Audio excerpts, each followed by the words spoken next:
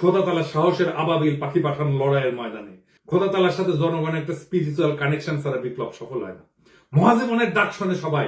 আপনি রুমিন পায় নাকি বিএনপি কে খোদাতালার জায়গায় বসাইতেছেন? নাউজুবিল্লাহ। বিপ্লবের মালিক সৃষ্টিকর্তা আপনারা না।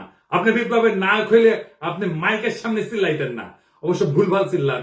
কইতেছে 18 সালে নাকি বিএনপি নির্বাচন প্রত্যাখ্যান করেছে। শুনেন, আওয়ামী লীগ যখন ভারতের সঙ্গে আঘাত করে 14, 18, 24-এ ক্ষমতা দখল করলো, বিএনপি তখন আকস্মিকভাবে জনগণের পাশে থেকে নির্বাচন প্রত্যাখ্যান করেছে। ওই নিজেই 2018 সালে সংসদে সংরক্ষিত আসনের এমপি ছিল বিএনপির। হালকা বিএনপি নির্বাচন প্রত্যাখ্যান করছে।